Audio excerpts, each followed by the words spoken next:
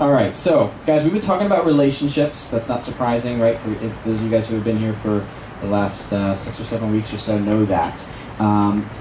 Just give me, somebody in the room, give me one thing you've been thinking about, like as it pertains to relationships, maybe something we talked about, maybe something that our conversation has just kind of triggered in your brain.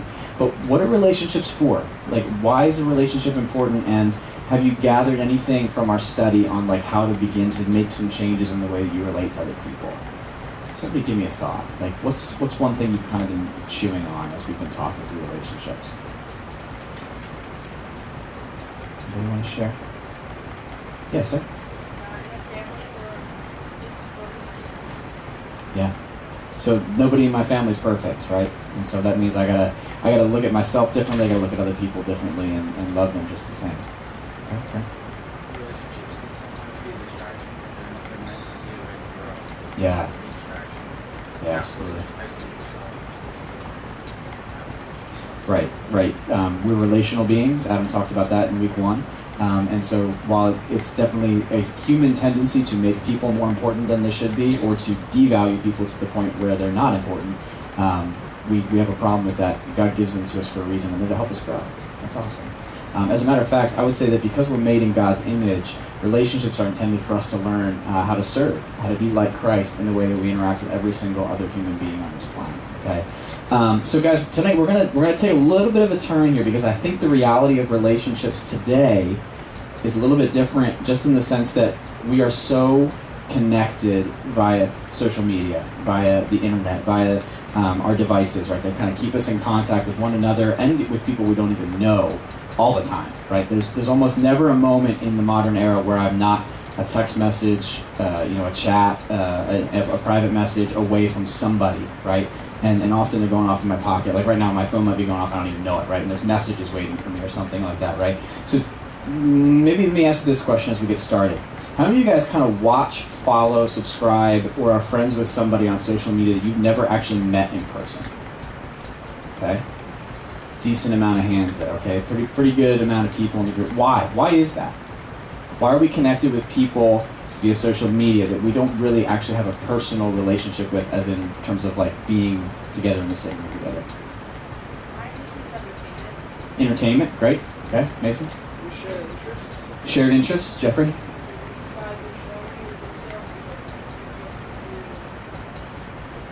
Okay, great. So even though I might not know them, there's something about the content that they put up that I want to watch. I see a side of them that I might connect with personally. Okay.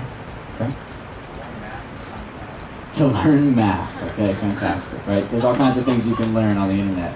Great. All right. Keep up with sports, yeah, right? So as a lot of people you follow, they talk about sports. They talk about the newest album that was released from this artist, you listen to podcasts that talk about all kinds of like, what are the shows on Netflix now, and like critical reviews of different things. You're just interested in stuff, right? So you pay attention to that. Humor, yeah, great. Like you like to laugh, right? So we've got comedians on YouTube that we like to watch and things like that. To see how dumb people are. Okay, yeah, that's that's the reality of people on the internet, right? You put it out there, and there's some questionable things that you might not want to emulate. Everything kind of needs that like don't attempt at home, kind of fine print at the bottom of everything you watch. Ty, would you be able to take my voice out of the monitors? I think that's why it's not a little funny to me. I'll carry on nevertheless. But here's the thing. We talk about social media-based relationships, people that we're friends with, that we follow, we've never met. Like, not having relationships with people that you're not face-to-face with is not a new concept, right? Remember, in the ancient days, people used to write something called a letter, right? It was actually on a piece of paper, something like this, actually. It was a little bigger than this, all right? And sometimes it would have lines on it, so when you wrote, like, your hand wouldn't, like, your handwriting would stay straight, okay? And so you would write something on there, your thoughts, things that had happened to you, different experience or something like that. You'd actually fold it up, and then you put it in another piece of paper, which is called an envelope, right? Lick it, stamp. Do you guys know what those things are? Okay. Put it in the post office, right? And then you'd wait like a week until it got to that person, right?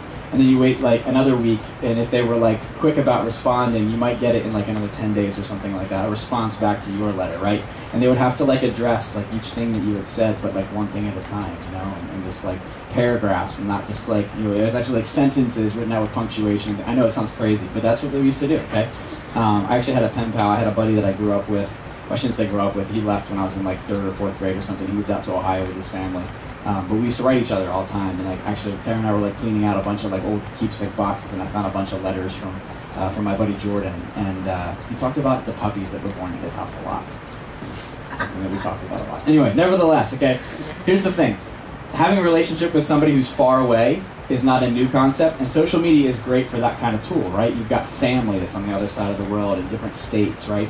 You've got friends that used to live here that no longer live here, right? And that's a means that you have to be able to connect with them, okay? But when we think about like people that we don't even know, like people that we follow, you know, people that I watch their videos on YouTube or whatever, you know, what I'm really doing is it's sort of like an entertainment kind of thing. It's not really a relationship with that person, right? It's a little bit different than just having like a long distance kind of letter-based relationship with somebody who I know who is here but then left. Nevertheless, I think most of us don't really use social media primarily to interact with people we don't know, right? Most of us, when we use social media or we text or something like that, we're talking to people that we know, people that live nearby, people from school, family members, right? Friends, neighbors, that kind of thing, people from church, okay?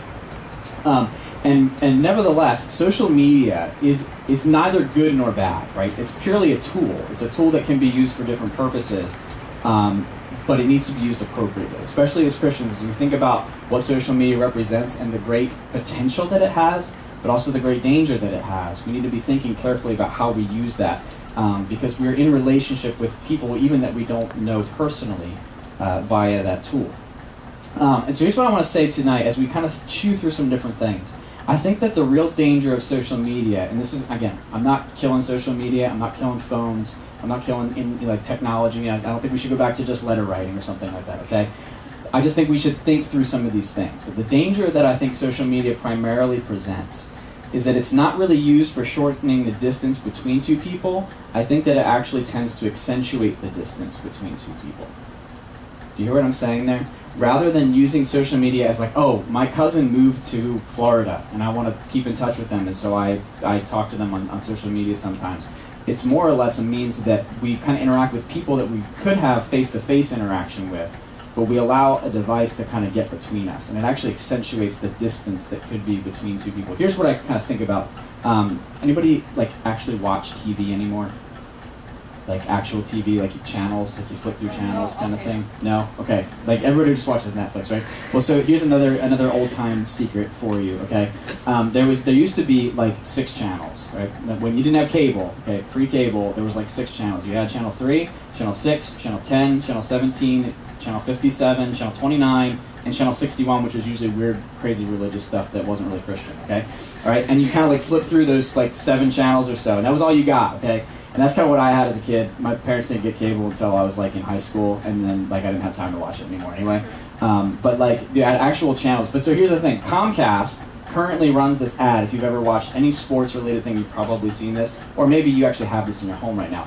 Comcast has this feature which is pausing in-home Wi-Fi. Have you guys seen this? All right. So in other words, if you know you're hooked up to Comcast Home. And it's dinner time, mom can just, rather than just say, Emma, get off the computer and come down to dinner, right? She can just actually hit the button, turn off the Wi-Fi, and Emma's like, whoa, what happened? I lost my progress, right?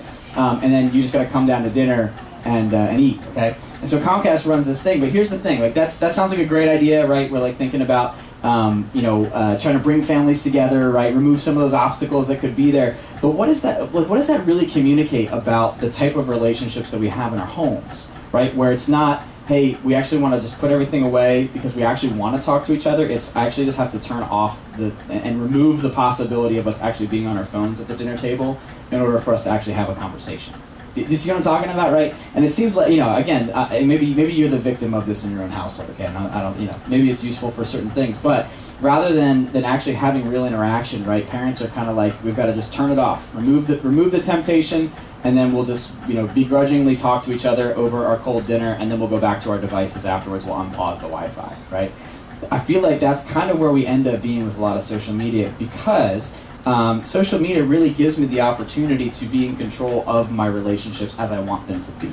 All right, because I can unfollow, unlike, unsubscribe, block, remove, right? And that person doesn't even have to know, right? If I'm tired of talking to them, okay? I can just uncheck all those options and unfriend and all that kind of stuff, and then I don't have to ever talk to that person ever again. They might not even know, right? But so I have that opportunity in social media, whereas in face-to-face relationships, actual communication, right? Having a relationship with somebody, it's hard, right? It requires conversation, requires us to see each other eye to eye and be able to have these type of interactions, okay? So some of the dangers of social media is that it actually can create distance between two people rather than bring closer together. And so what happens is when I use social media improperly, it really causes me to lose my ability to interact face-to-face with other people well. Here's a couple of examples. You ever been in a conversation with somebody where you don't really know what to talk about with them because you already talked about everything on your on your Snapchat or on your Instagram or something like that, right? I don't know if that's anybody in this room, but like you get to dinner and it's just like, oh, yeah, we talked about that already. Yeah, did you see my new cat picture? Oh yeah, you saw that already. Okay, great.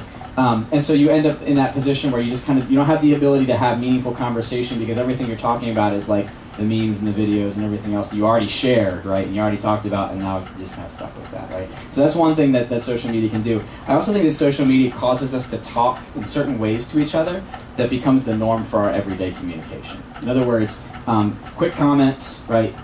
Short, I don't really think about what this person's actually saying, I just respond, right?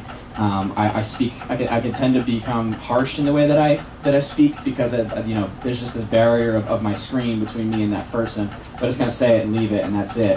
Whereas I lose that sort of ability to speak with compassion, just to think through things and really engage with what somebody's saying face to face, because everything that I have is really gauged through that type of window. And then lastly, I think social media also can train me to have a really short attention span and really begin to view other people's lives purely as my own entertainment. Okay? I begin to scroll through all the babies on Facebook and I'm like, oh yeah, cute. Okay. It's entertaining, right? Versus, oh wow, that's so cool, my friends are having kids, right? And so that's kind of the way I think we tend to, we numb ourselves a little bit to the reality of what life is really happening in other people's, what is happening in other people's lives, and we become to kind of viewing it just as entertainment. Those are some dangers. So the way I want to think about social media, again, is not that it's this evil thing, not that we should avoid using it, but rather, how do I use it properly? And so what we're talking about tonight is that all of our relationships must reflect Christ, and social media is indeed a relationship, right? It is indeed a relationship, even if it's with somebody that I've never met face to face. All my relationships must reflect Christ. So, if you have a Bible, there's actually some extra ones here if you want to grab one, or if you want to pull it up on your phone tonight, that's fine. Pull up John chapter 13. We're going to look at just a couple verses here, focus in on a couple of verses, and then we'll actually move over to Philippians briefly. But John chapter 13, we're in the upper room, right? It's getting to the end of Jesus' life on earth here. He's about to go to the cross in the morning. And he starts to communicate certain things. He washes the disciples' feet, gives us then this incredible example of sacrificial love, okay? And then we get this, we're going to look at verses 34 and 35 of John chapter 13. Jesus, again, speaking to his disciples, says this, "A new commandment I give to you, that you love one another. Just as I have loved you, you also are to love one another. By this, all people will know that you are my disciples, if you have love for one another." Okay? Pretty simple. And yet, what a huge and missing factor in a lot of our lives as Christians. Right? That we would love other people the way Christ loved, and that be the testimony for our real love found in Jesus Christ. Now, he calls it a new commandment. If we look at the Old Testament, we see that he's building off of something here. Deuteronomy 6 says, "Hear, O Lord, hear, O Israel, the Lord our God, the Lord is one. You shall love the Lord your God with all your heart, with all your soul, and with all your might, and your neighbor as yourself." And then Leviticus 19 says this, "You shall not take vengeance or bear a grudge against the sons of your own people, but you shall love your neighbor as yourself. I am the Lord." And so you might say, well, Jesus, that doesn't really sound like a new commandment, right? It's something that's way back in the beginning. It's something that was part of the Old Testament, okay? But what happens is that as Jesus builds on this law that God gave, he presents it as a new, this love that he wants the people to have as a new sacrificial standard, a new sacrificial standard. And what makes it new, you guys, is that he says, I want you not just to love other people as you love yourself, but the way that I'm loving you, right? The way that I'm demonstrating love to you. He just, again, he washed their feet, right? He had this incredible display of humility. By the way, they were probably still arguing at that moment about who is the greatest, right? And meanwhile, Jesus is stooping on the ground and washing their feet. And he's about to go to the cross and show them the real ultimate definition of what sacrificial love is. And he says, that's the standard, that's the new command I give you. And so all of our relationships, you guys, therefore, must reflect this kind of love, all right? And that includes our social media interactions. So I want to give you just 3 things here, okay? Number 1, my social media interactions should not damage my personal integrity in any way. You guys understand what I mean by personal integrity? Somebody help me out with what I mean by that. Sarah says no. Okay, somebody else help me out. Personal integrity.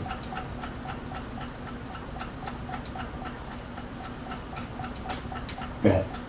The way that you present yourself in daily life and in lots of different situations should be consistent with how you present yourself on social media. Yeah, absolutely. That's fantastic. Great. So consistency across the way that I present myself, right? Anybody want to add to that?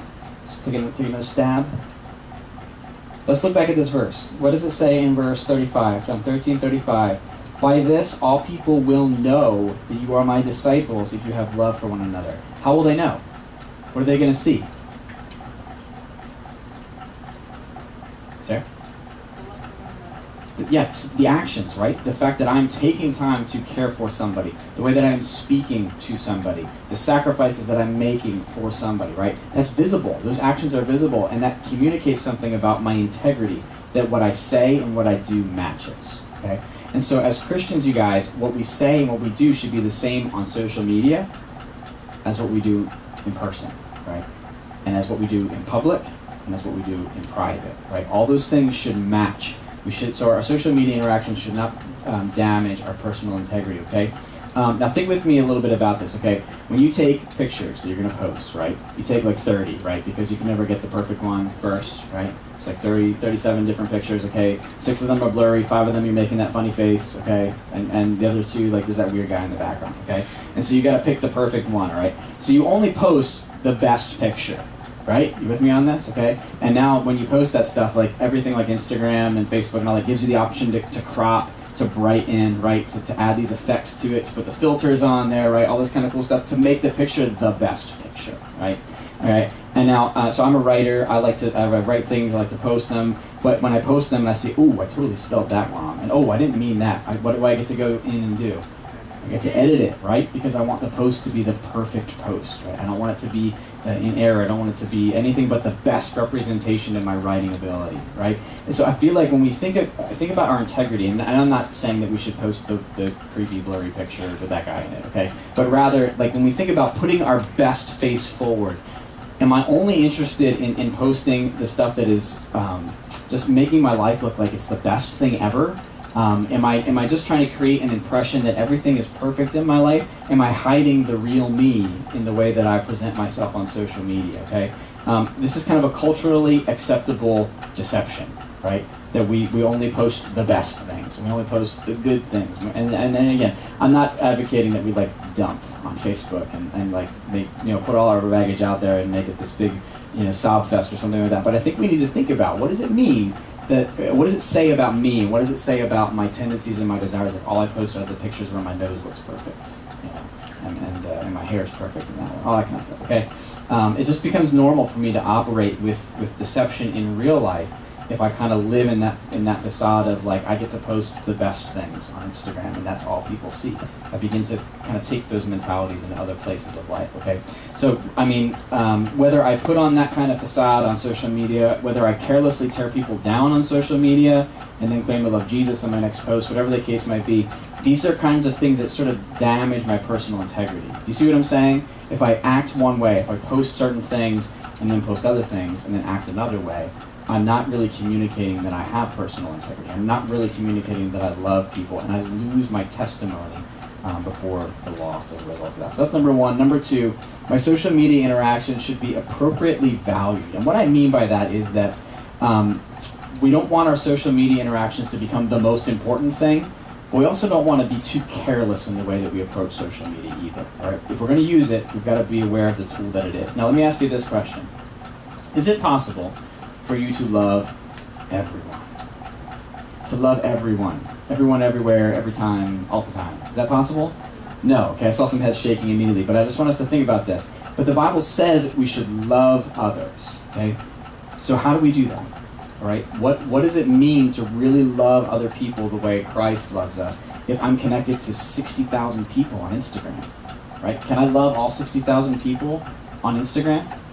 I mean, maybe not in this really self-sacrificial kind of way, but I do have the ability to be loving to everyone that I interact with, okay? And 2 weeks ago, I didn't have youth group last week. 2 weeks ago, we started talking about the sphere of influence. Remember that? All right? So I'm kind of here, and then there's like this circle that kind of goes, you kind of picture ripples in a pool, or in a puddle or something, right? You're kind of at the middle of that bullseye. And I have these people around me that I can touch that are in that first ring, right? And I can have an influence on them. The further out I go, there's still some touch, but like they're further and further away. I lose my ability to influence those people. So the way I got to think about this, you guys, is who is in my immediate sphere of influence that I can really care for the way Jesus wants me to care for them. And then when people kind of enter and come and go into that sphere, like, man, I should love those people really well. But if I'm only concerned about, man, I've got 60,000 people that I'm connected with on Instagram, I'm never going to be able to touch every single one of them in the way that Jesus wants me to, okay? I said that wrong. I'm never going to be able to really bring the level of interaction with each 60,000 person the way that I might want to. But if that person enters into my sphere of influence, then man, I really do have the ability to care for them. All right? So here's what I'm saying. I want to be loving to everyone, consider my sphere of influence, be sacrificially caring for others, but I do have to evaluate these relationships on a scale. I don't want my social media relationships to be too important in a sense. In other words, if I start to think of the people that I connect with on social media as like my real friends versus the people that are here, okay, or the people that I live next door to that I'm close with, or my family members, if all of a sudden all my relationships are channeled through here and I don't really connect with other people, that's a problem, right? Even if I think I'm having really meaningful interaction with everybody, okay? I'm missing out on the people that are actually in my sphere of influence right around me, okay? So I can't think of my social media relationships as my real friends if I'm replacing other friendships with those kind of easy substitutes. Because again, it's really easy for me to have relationships on social media because anytime I decide, you know what, I'm done with that person, I just unfollow or unfriend, okay? I can't really do that with the people that are actually in my life. Are you tracking with me on that, okay? I don't want to just think that I can live in this digital world, right, where there are real people that I'm connected to, but we're separated by these screens, okay? And my actual ability to influence them for Christ is pretty small compared to the people that I really could plug into that live side by side with me. Make sense? Tracking with me so far? I see heads like just staring at me. Am I like really boring you guys tonight? Okay. All right. Well, we'll carry on then. All right. Great. I wasn't going to stop anyway. So, I don't want my social media relationships to be given too much weight. Okay. I shouldn't expect people I interact with only on social media to be deep within my sphere of influence. Also, not everyone that I interact with online has my best interest at heart. You with me on that? Not everybody that I interact with via social media, especially people that I've never met, is going to have my best interest at heart either, okay? And so I have to be cautious about how I esteem that relationship. Things are not always as they seem. And so what happens if I think, this is my best friend, right? But all I've ever done is talk to them on social media. Do I really know that person? There's always going to be a shadow of a doubt there, right? And what happens when I see them posting pictures with somebody else, right, that I've never met? And now I think, oh man, they're going and they're having friends with other people and that kind of stuff, right? We jump to wrong conclusions. What ends up happening if we place too many eggs in that basket, okay? And if you jump to a wrong conclusion, rather, you might end up a little bit like this. There was an elderly woman who went into a grocery store to do some shopping. When she returned to her car, she noticed 4 men getting into it. The woman dropped her shopping bags, reached into her purse, and pulled out a small handgun that she carried for protection. She ran to the front of the car, aimed the pistol at the men, and began screaming at them at the top of her lungs. She ordered them out of the car and warned that if they didn't, she would blow their brains out. "I know how to use this gun, and don't think I won't," she screamed. The 4 men didn't hesitate. They threw open the car doors, scrambled out, and started running as fast as they could. The woman was trembling, but she kept her composure. When she was certain the men were gone, she put the gun back in her purse, picked up her bags, and loaded them into the backseat of the car. She then climbed into the driver's seat and decided to go immediately to the police station to report the incident. But her key wouldn't fit in the ignition.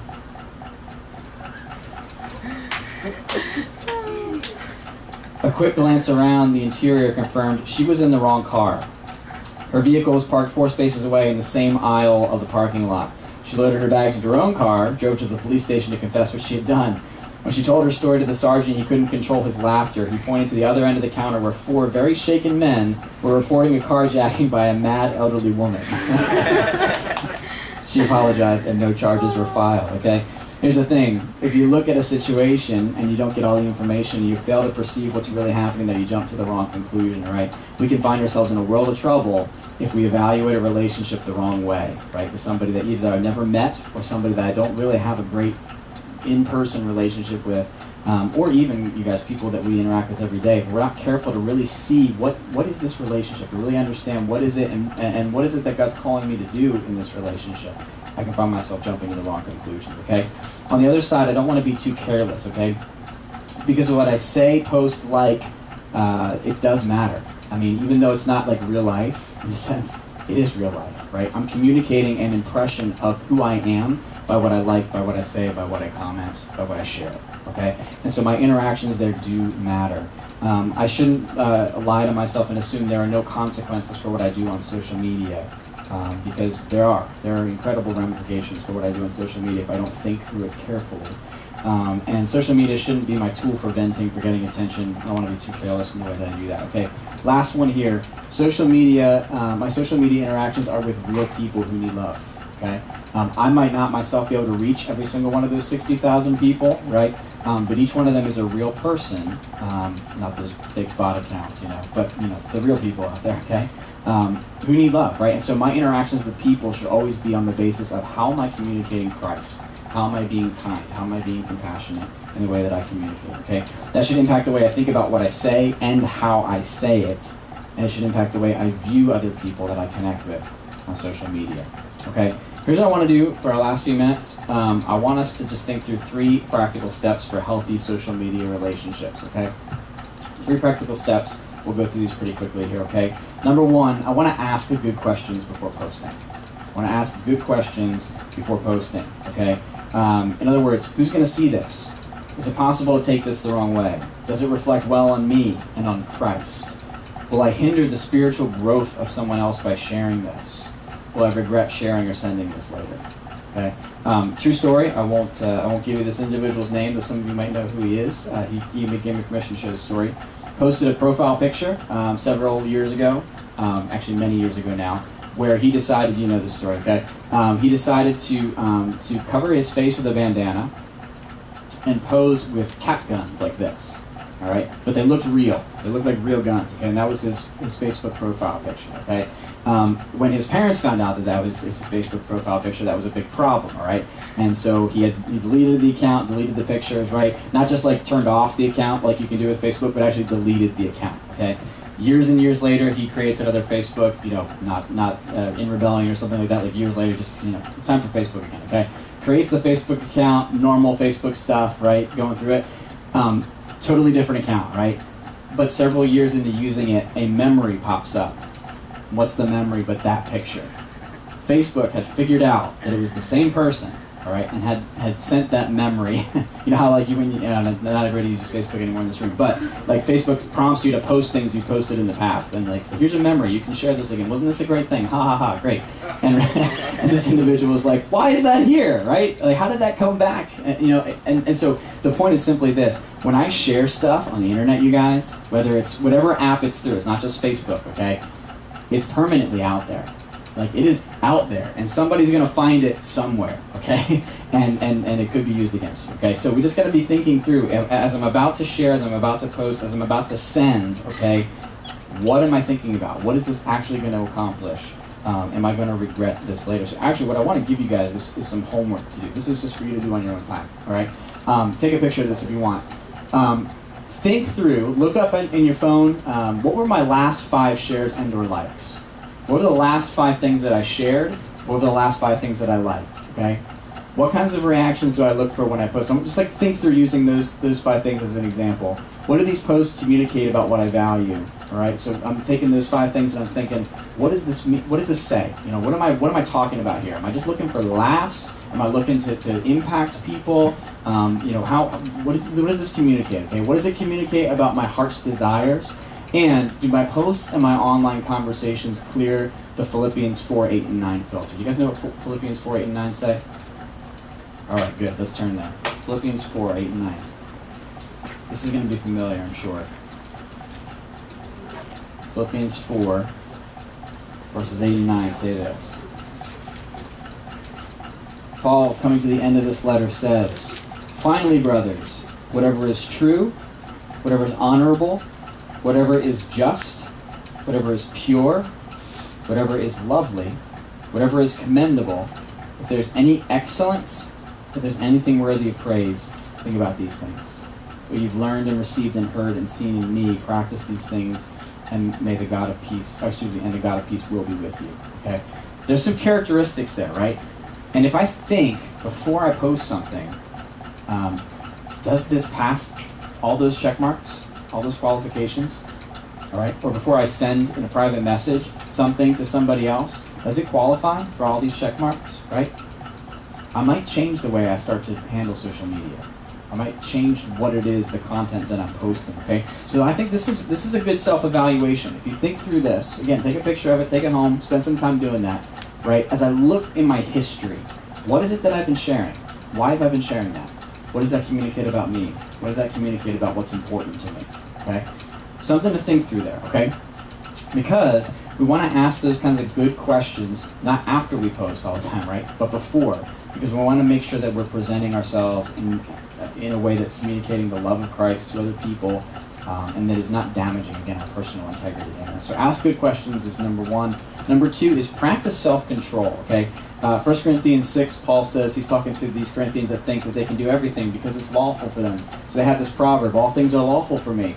But Paul says, not all things are helpful.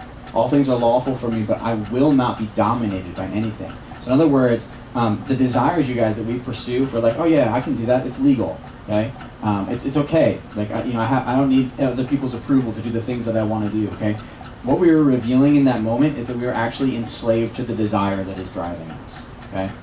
And Paul says, maybe it's legal, but is that really helpful? And I'm not going to be controlled by anything. As a matter of fact, I'm going to be self-controlled so that I can glorify God. And he goes on later on in this passage to talk about how he wants you to glorify God in your body because you were bought with a price, right? So whatever the case might be, you guys, we want to exercise this kind of self-control and not just be controlled by the desires that we have to put things out there for people to see, okay? In other words, I want to share only things that aren't going to unnecessarily cause division or conflict, okay? It's very easy to just, all my people with opposite political views need to see this one. Yeah, that's a real zinger. That'll get them, right? I'll post that, and all I'm doing is popping the grenade, chucking it in the room, and running, right? And so rather than posting things that are going to cause division, I want to hold my tongue and wait for a better opportunity to communicate that truth to somebody who's actually going to listen, right? I don't want to just be in that position where I'm just posting things that's causing division or conflict. Also, how many of you guys, when you're bored, just do this, right? Just do this. Just keep going. Just keep going, right? It's endless. Just keeps refreshing, right? I go all the way back, and it says I'm all caught up, but I just keep going, right? I just keep going. I want to see what else is out there, right? What if I only access social media when I wasn't bored? You see what I'm saying there? Primarily, we access it because I got nothing else to do. I'm waiting in ShopRite for this person who's taking forever to check out, and so I'm scrolling, okay? Or I'm in the backseat of the car driving 6 hours somewhere and I'm bored, so I'm scrolling, right? What if I chose to only access social media when I wasn't bored, and only when I wasn't procrastinating because I had something else to do that I really didn't want to do, right? Or what if I wasn't doing it when I was in the company of other people? What if I only reserved that for time when I wasn't interrupting a real interaction that could be happening? Okay, I want to exercise self-control in that because that's like an unconscious thing, right? I'm waiting, I got nothing else to do. Okay, here we go. Let's see what else is happening, right? Let's not do that. Let's exercise self-control. Also, let's not be dependent upon a device or social media, right, for connection and enjoyment. Let's not be dependent. Let's not be enslaved by those things, but rather use them appropriately. And our last point here, you guys, tonight is be wise and be innocent, okay? In other words, know without knowing. And by that, I mean this. Jesus said in Matthew 10, I hit this verse a couple times in the last few weeks, sorry. He wants the disciples, as he sends them out, they're going to be sheep in the midst of wolves, and he wants them to be wise as serpents and innocent as doves, all right? In other words, as they go into these areas where they're going to see sinfulness, right? They're going to see other people not living by these standards, right? They're going to go and they're still going to practice blamelessness, right? They're going to walk free of that kind of sinful influence, but they're going to be wise. They're going to be thinking through these things carefully. And so here's some things you guys need to think about. There are corners of the internet, corners of social media, that I know I should never darken, right? That door. And I should never even go near that, okay? So I need to be thinking about where are the ways that I could access that on my phone so that I can get rid of that opportunity, right? That I can put protections in place so that I never even go to those places. What are the relationships that I maintain on social media that I immediately should remove, right? Because that person is not a good influence, okay? And that person is posting things that nobody should see, right? Let me get that contact out of my phone, okay? Also, my phone itself provides me with plenty of dark corners to hide, and you guys know, right? It is so easy to hide things on our phones. So we need to give open access to parents, right? To people that we trust, so that we can remove the possibility for temptation to exist there. I need to remove the apps that I know are going to connect me to something that I should never see, right? That's an important thing I need to do, or cut off that contact from my phone so that I don't contact that person anymore. How can I extend open access to my devices to my parents and build trust and personal responsibility there? You guys ever have people over to your house and you got a huge mess on the kitchen table or something, right? Because that's where all the junk gets deposited. At least that's where it is in my house, right? And what do? You get the armful and you walk to the closet and you drop it and you close the door, right? And then, oh yeah, house is clean, people come over, right? It's great. Everybody can sit at the table and actually eat for a change, right? But then as soon as they leave, you go into the closet, you gather up your mess, right? And you just put it right back on the table because you need all that stuff, right? What if we didn't have that approach with these devices, okay? Rather than like hiding those things in folders and creating passwords on certain things that we don't want other people to access, right? And just presenting like, oh yeah, my phone's fine. You can look at it because I know where it's hidden, right? What if we actually made our phones open books so that people could just look at them and weren't ashamed to ever have them out in the open for somebody to look at? I don't know if that's you, but rather than hiding the mess in the closet, you guys, let's remove the possibility of having mess be there, right? And I'm talking not just to boys with pornography, I'm talking to girls as well, right? There are all kinds of connections on social media and the internet that we need to be really, really careful about because they're going to draw hearts away from the Lord, right? Whether it's looking in comparison, whether it's looking at somebody who seems like they're having a better life than you're having, right? Whether it's just a sympathetic ear to vent to, or whether it's pictures that you should never see, right? All these things, we need to remove the possibility of us ever seeing them and use social media in a way that is actually going to be beneficial for me to really love other people well when I have that opportunity. And really allow it to be the thing that it was intended to do, which is connect me with people that are not in my part of the world, right? So I can have that interaction and it be a healthy and wholesome kind of interaction, all right? Questions on those things? Comments?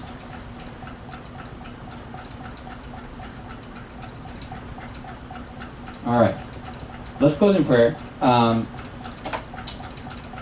going to put the homework slide back up for you. If you guys didn't get a picture of that, I really want you to engage with that if you can.